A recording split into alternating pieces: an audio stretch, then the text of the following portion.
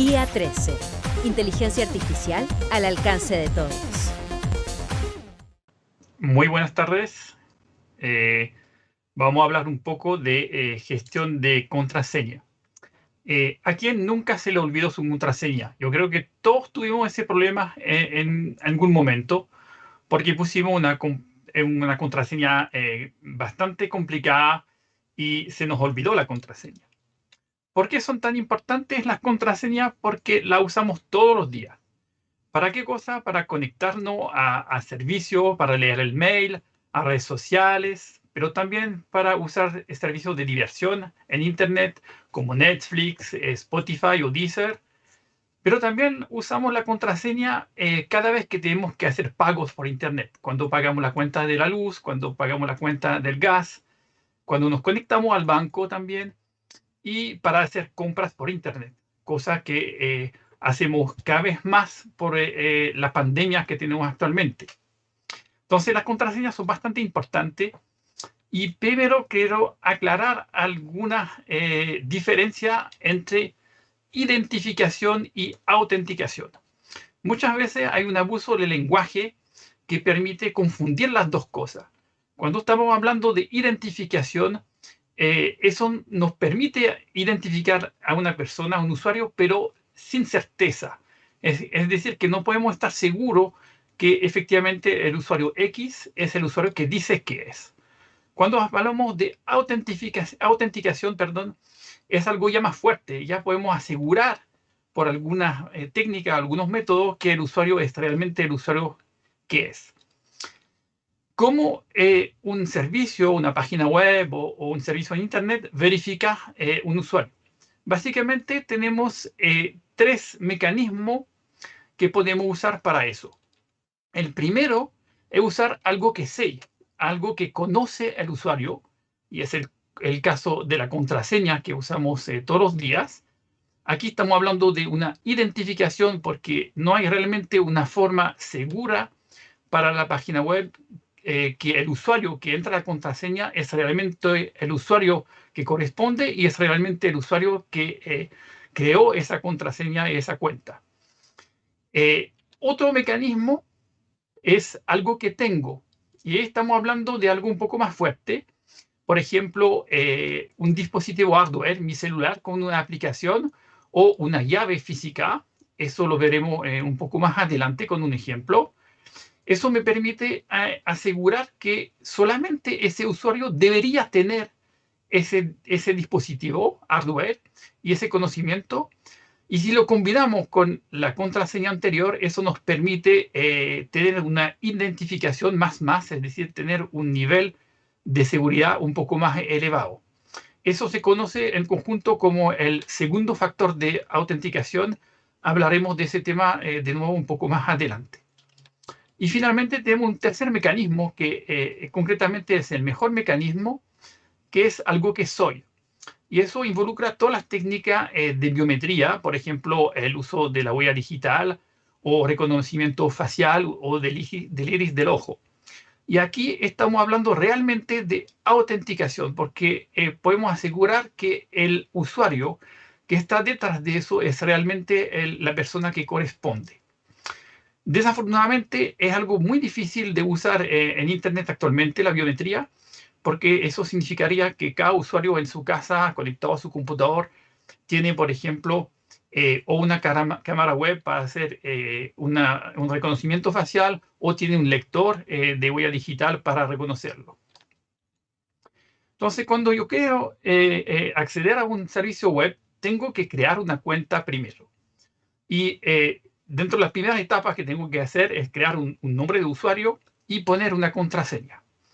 Así que si quiero crear una cuenta en un servicio nuevo, voy a tener que elegir esa contraseña.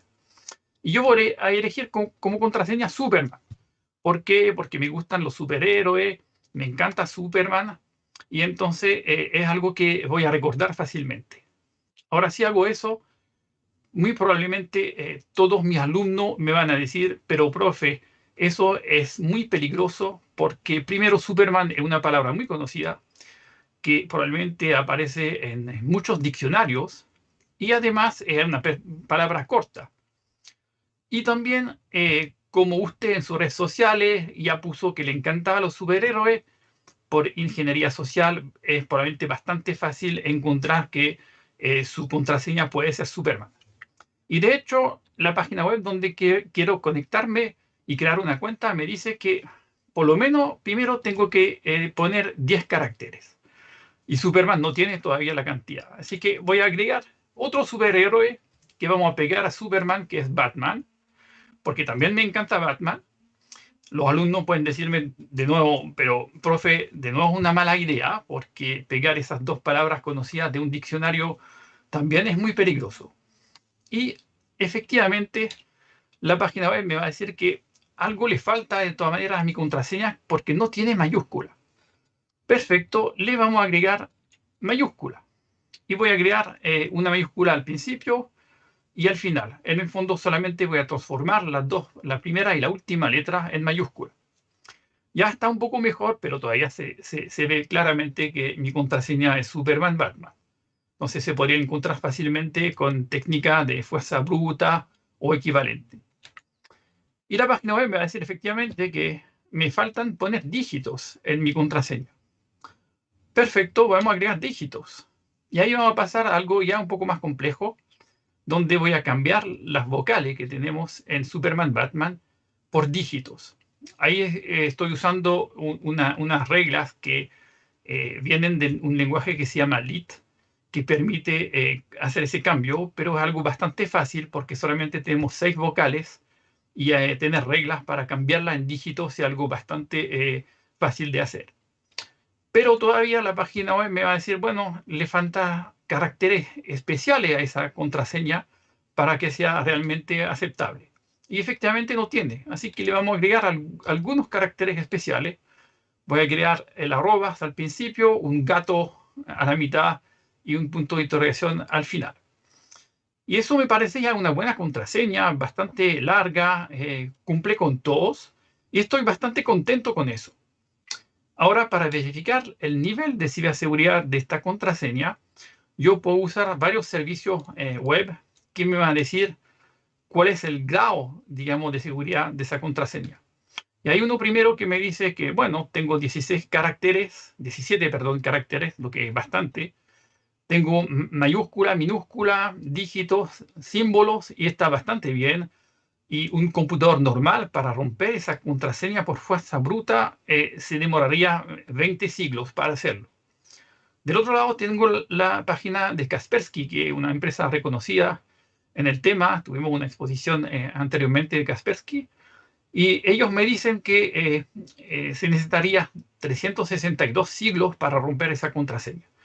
Entonces estoy bastante contento con esa contraseña y es la que voy a poner en mi nueva cuenta en ese servicio web. Ahora, ¿cómo ese servicio web, cómo esa página web va a almacenar ese dato? Normalmente, ninguna página web debería almacenar ese dato, esa contraseña en claro, directamente en una base de datos. Entonces, ¿qué es lo que van a hacer normalmente, muy frecuentemente, es usar lo que se llama una función de hash. Entonces va a tomar mi contraseña a la página web, le va a agregar lo que se llama una perturbación aleatoria y va a usar una función de hash, que es una función matemática que me permite obtener un resultado llamado el hash, pero que tiene la propiedad de no ser reversible. Es decir, que si tengo ese valor de hash, con ese valor no existe una función inversa que me permita directamente volver a la contraseña inicial. ¿Por qué es necesario agregarle esa perturbación aleatoria? Simplemente porque si no lo hago, significa que todos los usuarios diferentes que van a elegir la misma contraseña tendrían el mismo valor de hash como resultado. Entonces esa perturbación aleatoria, el salt, me permite evitar eso y me permite después ser capaz de tener usuarios con misma contraseña, pero que tengan un hash diferente. Entonces no voy a ser capaz de identificar solamente mirando los valores de hash cuáles son los usuarios que tienen la misma contraseña inicial. Entonces normalmente la página web va a almacenar ese valor de hash con el salt. El salt se puede almacenar en claro porque no tiene ninguna referencia, ninguna referencia, digamos, con mi contraseña. Y cuando me voy a conectar de nuevo, ¿qué va a hacer la página web? Vamos a hacer exactamente lo mismo, pero voy a entrar mi nombre de usuario, voy a entrar mi contraseña y la página web va a buscar en su base de datos cuál es el hash guardado que corresponde a ese usuario y cuál es la perturbación aleatoria, el salt que corresponde. Con eso va a calcular un valor de hash y va a verificar si ese valor de hash que está calculado corresponde al valor guardado en la base de datos. Si son iguales, voy a tener acceso a la página web y si no son iguales, me va a denegar el acceso al servicio pensando que no soy el usuario que creó esa cuenta. Entonces, si miramos eso, es una forma de hacer las cosas que usan la mayoría de las páginas web, pero le puedo decir al tiro que no es una forma muy segura, especialmente si las contraseñas son contraseñas cortas. Y si el servicio no usa un salt, es terriblemente peligroso hacer eso, porque no asegura la diferencia entre usuarios que van a tener la misma contraseña inicial. Ahora, ¿cuál es el problema con eso? Es que, claro, tengo una contraseña inicial partiendo de Superman, Batman, bastante compleja ahora, pero el cerebro humano tiene problemas para recordar cosas complejas. Así que va a ser bastante difícil para mí recordar esa contraseña. Puedo hacer un esfuerzo para hacerlo, pero también hay que ver que en la vida digital de cada uno tenemos cuentas abiertas en una gran cantidad de servicios web, de páginas, para cualquier tipo de cosa. Y va a ser re difícil acordarme de docenas de contraseñas de ese tipo. Entonces, de ahí sale un pequeño problema que es para el usuario el miedo de olvidar su contraseña y de perder eventualmente el acceso al servicio. Y de hecho, ese miedo que aprovechan los ciberdelincuentes cuando usan phishing y generan un estrés en el usuario pidiendo urgente de cambiar esa contraseña porque justamente van a perder el acceso a un servicio. Y de ahí nace un dilema para el usuario, que es el siguiente: o voy a elegir una contraseña simple, que va a ser bastante fácil de recordar, pero por otro lado va a ser bastante fácil de romper con varias técnicas de fuerza bruta o ingeniería social. O por otro lado, puedo elegir una contraseña bastante compleja y que va a ser bastante difícil de romper. Veremos un poco más adelante por qué. Y el problema es que esta contraseña va a ser difícil de recordar. Y justamente por el miedo de olvidar esa contraseña, la gran mayoría de los usuarios vamos a tener tendencia a elegir la solución de facilidad, pero que al mismo tiempo va a ser la solución más peligrosa para eso. Entonces, ¿cómo podemos solucionar eso? ¿Cómo podemos concretamente conseguir ambas cosas? Es decir, tenés contraseñas bastante complejas que son de buena calidad en términos de seguridad, pero también ser capaz de recordar todas esas contraseñas. Y aquí básicamente tenemos dos soluciones. La primera solución es crear mi propio algoritmo mental para generar una contraseña cada vez que voy a necesitar una.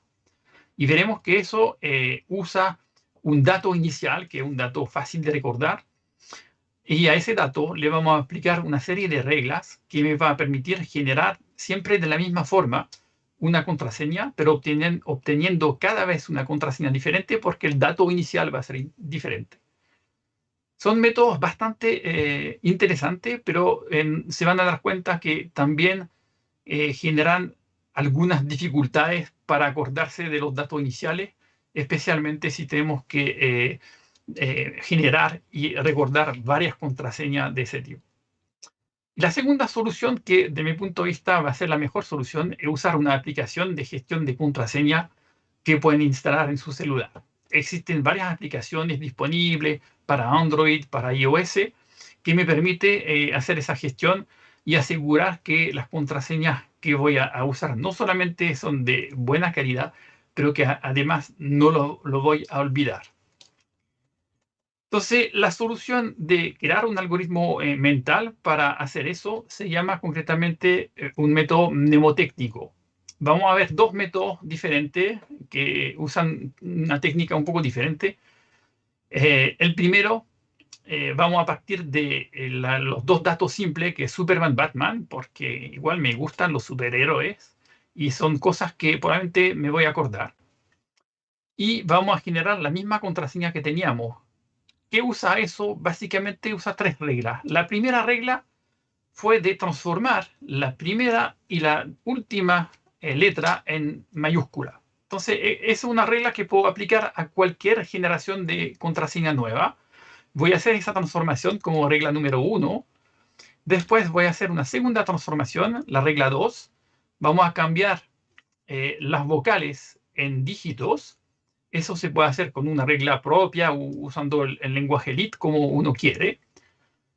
Segunda regla. Y la tercera regla, vamos a agregar algunos caracteres especiales que no son ni letras ni dígitos.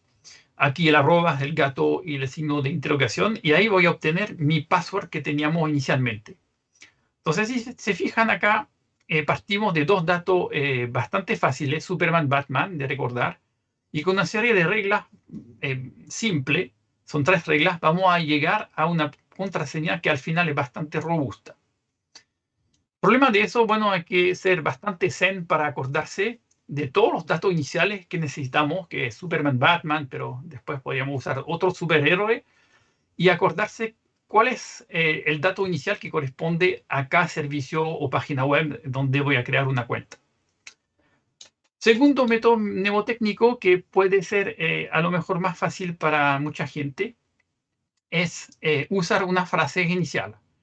Entonces, si supongamos que quiero crear una cuenta en la empresa Acme, porque me encantan los servicios de la empresa Acme porque son gratuitos, y aprovecho la oportunidad para decirle que si son gratuitos, eso significa que ustedes son el producto de la empresa con sus datos personales, pero bueno, me encantan esos servicios porque me entregan mail gratis, almacenamiento gratis, etc.